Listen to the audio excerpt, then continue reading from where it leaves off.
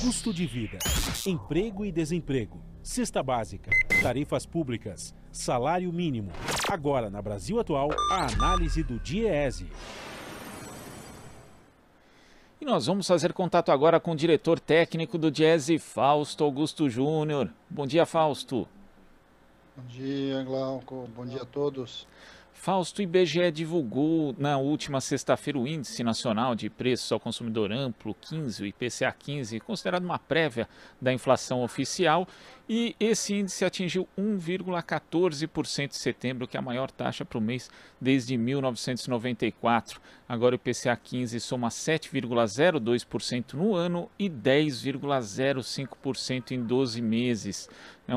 A inflação rompendo aí a marca simbólica dos 10%, chegando em 2 dígitos. Como é que você viu esses dados do IPCA 15, Fausto? Bem, Glauco, na verdade, nós estamos assistindo esse crescimento da trajetória de inflação já há algum tempo. A gente tem alguns fatores que estão vinculados a isso. De um lado, a gente tem a questão do petróleo, ou seja, a questão do preço dos combustíveis. De outro, a gente tem a questão da energia elétrica, preço de alimentos, e a gente está vendo mais ou menos o que está acontecendo. De qualquer forma, o que a gente sabe é que o atual governo tem contribuído de maneira decisiva para a alta de inflação, uma vez que, vamos lembrar, foram desmontados boa parte dos estoques regulatórios. Vamos lembrar que a política atual de preços da Petrobras tem a ver com a política definida pelo governo, e agora nós estamos assistindo a questão da energia elétrica, que tem a ver com a falta de investimento e simplesmente o abandono de tudo que aconteceu com relação ao setor ao longo desses últimos períodos. Quando a gente olha para esse cenário, de alguma forma a inflação caminha de maneira bastante descontrolada, uma vez que não há política de contenção. A única política de contenção é vinculada às metas de inflação, ao Banco Central, que vem aumentando os juros e que vai esfriando ainda mais a economia. E é bom lembrar, Glauco, nós estamos com uma inflação alta, uma taxa de desemprego bastante alta, ou seja, mais de 14 milhões de pessoas desempregadas, o que significa que a gente tem, na verdade, uma inflação que não tem nada a ver com a demanda, mas sim com a própria produção, ou seja, com os custos de oferta e não com os custos com as questões de demanda. O que significa que o fato simplesmente de você ampliar a taxa de juros não só não vai aumentar, não vai reduzir a inflação, não vai segurar a inflação, como, por outro lado, também vai ainda esfriar muito mais a economia. É algo bastante complexo, bastante polêmico, mas o debate sobre a inflação no Brasil é fundamental que seja reaberto. O atual momento é um cenário muito ruim. Romper a barreira dos 10% é uma barreira simbólica e que impacta diretamente os diversos agentes econômicos, principalmente aqueles que estão pensando, que estão lidando com a questão do investimento no país. E é uma barreira simbólica, mas que na prática, para os mais pobres, já tinha sido ultrapassada, né, Fausto? Porque o IPCA 15 chegou agora aos 2 dígitos, mas quando se detalha ali a questão dos segmentos socioeconômicos, para as famílias mais pobres, esses 2 dígitos já tinham chegado também, o que mostra a urgência, como você disse, de se discutir a questão inflacionária. Já tinha chegado já no mês anterior, tanto pelo INPC quanto pelos extratos do próprio IPCA. Agora, a gente tem visto, sim, a inflação para os mais pobres tem sido algo bastante significativo, a capacidade de compra das famílias tem reduzido sistematicamente, o preço, principalmente dos alimentos, tem influenciado decisivamente a qualidade de vida das pessoas. Estamos com um conjunto da população que hoje está tendo que lidar com altas muito relevantes do ponto de vista da cesta básica, itens muito básicos como arroz, feijão, óleo de soja, café, carne bovina, tem se elevado em patamares muito acima, inclusive, desses 10%. A cesta básica, por exemplo, tem se elevado nos últimos 12 meses acima da casa dos 20%, e tem diminuído bastante a capacidade de compra da população em geral, principalmente do primeiro quartil, ali, do pessoal ganha menos no Brasil. De alguma forma, isso coloca para nós bastantes desafios. Desafios porque vai mostrando que simplesmente uma política que deixa solto o mercado e acredita que o mercado vai se autorregular está bem longe da realidade. É fundamental que a gente olhe com muito atenção para preços administrados. No caso de combustíveis, no caso de energia elétrica, são preços que se espalham pela economia como um todo.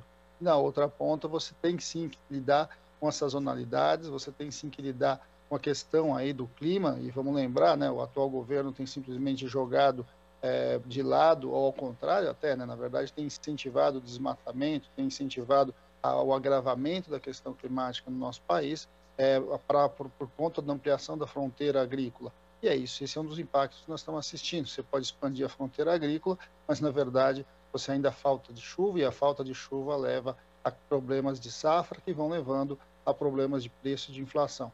É fundamental que o governo tenha, assim, mecanismos do ponto de vista do ponto de vista dos produtos ali, né, que estão flutuando muitas vezes em relação às commodities ou em relação à exportação, e de alguma forma garanta o abastecimento no mercado interno. Estoques reguladores são um deles, né? Você garantir, manter, né, os grandes armazéns, os grandes silos, ou mecanismos de você trazer ou recolocar novos produtos no mercado é fundamental. Não há política em relação a preço, não há política em relação a abastecimento, ao contrário, o governo desmontou todas as estruturas que de alguma forma podiam garantir algum grau de proteção do abastecimento, e esse é o resultado que nós estamos assistindo, uma inflação que cresce, uma inflação que simplesmente você não consegue lidar ela com as ferramentas que o atual governo se dispõe, e quem sofre mais com tudo isso é a população, em especial a população mais pobre. Agora, Fausto, desde que a inflação começou a subir nesses últimos 2 anos, nós tivemos uma espécie de fase, né? Primeiro foram os preços dos alimentos que puxavam a inflação, depois tivemos esses preços que você disse, preços controlados pelo governo, dos combustíveis, depois também da energia elétrica, mas os dados do IPCA 15 mostram que existe aquilo que se chama de espalhamento da inflação, né? A alta foi perceptível ali em 8 dos 9 grupos pesquisados. Existe um risco de retorno da cultura inflacionária como a gente tinha pré-plano real, ou seja, aquela inflação inercial que vai alimentando um preço, acaba puxando o outro, Fausto? Bem, isso a gente está assistindo já em relação ao conjunto de preços que na formação ali, né, do preço tem a ver com energia elétrica e combustíveis, né? Mas por outro lado, para fazer esse passo seguinte, você de alguma forma tem que estar vinculado a essa inflação ao ganho real das pessoas, à possibilidade aí de você lidar principalmente com a inflação de serviços. Como a inflação está bastante, uma economia está bastante fria, né? Como de alguma forma a taxa de desemprego é tão alta, você tem dificuldades de fazer a transição com relação aos salários, né? O que nós estamos assistindo é isso. De um lado você tem alta de preços, de outro você não tem a elevação efetiva dos salários para compensar esse preço. E aí o que acaba acontecendo? De alguma forma o que você tem é uma compressão aí das rendas das pessoas.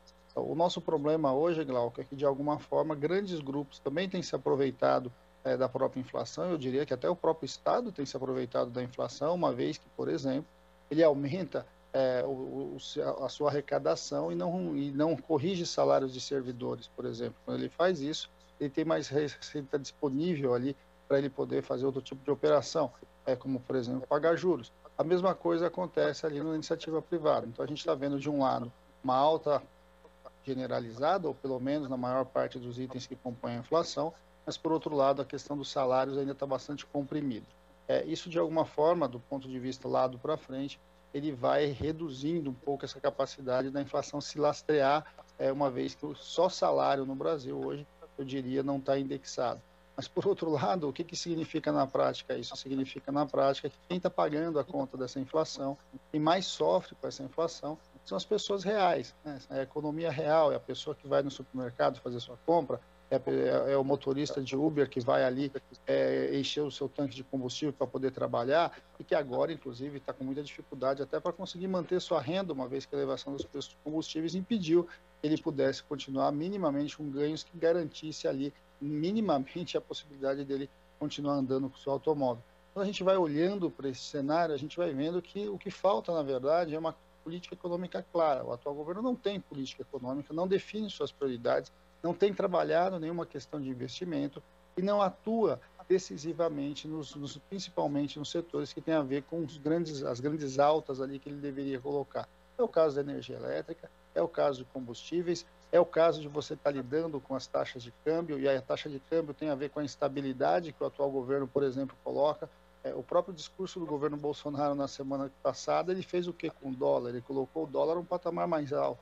Colocar o dólar com um patamar mais alto significa que todos os preços atrelados ao câmbio também sobe. Então, tudo isso tem a ver com a atual visão que o governo tem. De um lado, não ter visão nenhuma, né, que é essa visão liberal de deixar o mercado, mas de outro também tem a ver com essa instabilidade colocada, uma vez que o atual governo simplesmente ele colocou variáveis bastante complexas na nossa economia, como, por exemplo, o negacionismo, você abrir mão aí de lidar com a questão das vacinas, você sinalizar para o mundo que o Brasil é um país desassociado dos grandes programas aí ambientais e mesmo dos grandes programas sanitários. Então, isso coloca para nós desafios muito grandes, de alguma forma faz com que, de novo, o conjunto dos trabalhadores voltem às ruas, voltem a reivindicar, no mínimo, com melhores condições de vida, voltem a reivindicar o impacto, né, reivindicar melhores salários, né, vinculados à própria questão dos preços, e, enfim, reivindicar melhor condição de vida para os seus filhos, para a sua realidade, para a sua capacidade de compra. Fausto, muito obrigado pela sua participação aqui no Jornal Brasil Atual. Um ótimo início de semana. Bom dia. Bom dia novamente. Boa semana a todos. Conversamos aqui com o diretor técnico do Diese, Fausto Augusto Júnior.